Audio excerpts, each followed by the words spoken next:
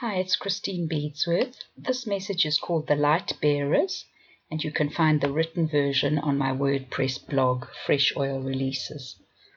On the 8th of February, I was just praying in the Spirit, waiting for the Lord to speak, and I saw before me a head of grain hanging heavy and ripe. Then I zoomed in on one of the kernels on the head of grain, and it burst open before my eyes and displayed its contents. All I saw was sparkling light. It was a light that moved and pulsed and contained life. And the Lord began to speak. The harvest now is of my light bearers. Not only do they carry lanterns into the darkness, but they are lanterns, my light bearers arising and shining in a dense darkness that can be felt. He was referring in this last sentence to a word I released in 2020 called Piercing the Darkness, where I saw soldiers carrying lanterns in their left hands. So let me continue with what he said. My light bearers arising and shining in a dense darkness that can be felt. As they separate themselves evermore as holy unto me, the light apportioned them grows exponentially. Many have been wondering why I have positioned them in such dark places, such dark and difficult situations. It is for this very moment, and as I call them to arise and shine with the glory I have given them, my supernatural light stored up within shall be manifested through my holy vessels in this hour. Their well-spent lives will become a light for others, lighting up the entrance to the narrow way that leads to life. Beacons of hope and life in a season of despair and death. My remnant lanterns shall shine, and the oil within shall be replenished supernaturally. Each morning as they seek my face and my counsel, the dew of sparkling light shall fall upon the faces of their hearts, and they shall be empowered to stand and to shine forth the light of my truth. They shall be guide stones at the crossroads in a time when many will be losing their way, groping like blind men in the darkness that pervades every arena of life. And then I began to see a scene in front of me. I see refuse bins crammed full of useless trappings and piles of baggage cast aside at these crossroads he speaks of, and weary people, free at last of the load of all that has weighed them down, stand with their eyes closed and their faces lifted, just soaking in the light of simple truth. This is the way, walk in it, turn not to the right or the left, walk straight on with fixed purpose, and you will come to the source of this great light, the light bearers say. I see men wringing their hands and saying, I don't know what to do. Their faces are grey with the pallor of fear and despair, and someone says, go to this person, they have clarity, they speak wisdom, they have sound counsel and understanding, they will show you the way to go. Now I'm going to just read some scriptures that came to mind as I saw these things. Daniel 12 verse 3, and those who are wise shall shine as the brightness of the sky, and those who turn many to righteousness shall shine as the stars forever and ever. Proverbs 2 from verse 6, for the Lord gives skillful and godly wisdom, from his mouth come knowledge and understanding. He hides away sound wisdom and stores it for the righteous. He is a shield to those who walk uprightly and in integrity, that he may guard the paths of justice. Yes, he preserves the way of his saints.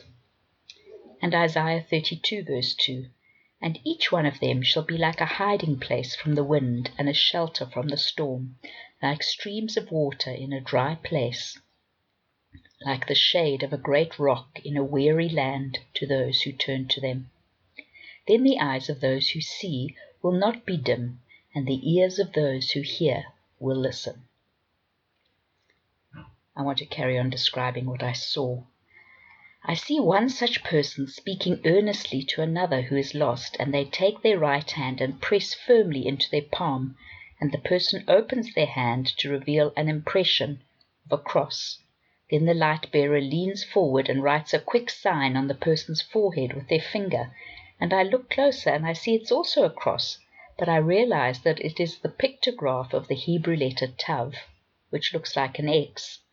and I understand they are being marked on their right hand and forehead with the mark of him who is the Aleph and the Tav, the first and the last. This is the last great harvest, reaped soul by soul as the darkness swirls around. Men and women snatched from the jaws of the destroyer as the light-bearers shine their light and truth. Jesus said, I am the light of the world. He who follows me shall not walk in darkness, but have the light of life. Then the scene vanished, and the words of an old, old song rose up within my heart. Shine, Jesus, shine, fill this land with the Father's glory. Blaze, Spirit, blaze, set our hearts on fire. Flow, river, flow, flood the nations with grace and mercy. Send forth your word, Lord, and let there be light. If you don't know the song, please take time to listen to the whole song. You can find the YouTube link to it on my blog site in the written article, or you can just go on YouTube and search for Shine, Jesus, Shine. Now I want to talk to you about hearts on fire. The prerequisite for light bearing is burning. The 7 lamps before the throne burn and produce light through their flame. There is a filling season, a brief trimming season to prepare the wicks and remove the old charcoal of a past burning, and then there is a moment of igniting and setting alight, and then there is the burning season. Building a place for his presence is part of the filling season. Now is the time to receive, receive, receive. We must expand our inner capacity to store the oil of the Spirit. The more oil you hold, the longer your light burns. The wise virgins had extra oil. Ask the Lord to stretch your ability to receive and hold his light. Do you remember the vision Zechariah had of the candlestick with the olive branch continually supplying oil? These are the sons of oil who stand before the Lord of the whole earth, the angel explained to Zechariah. It is in standing before the Lord that we receive a continuous supply of oil. Anchor yourself in the Holy of Holies. Do you remember in Genesis 1, God said, "Let there be light," and there was light? The lighting of our inner wicks is achieved by the sound of the words from God's mouth. There was a sound like a mighty rushing wind in Acts 2, and then flames of fire appeared on the heads of the disciples.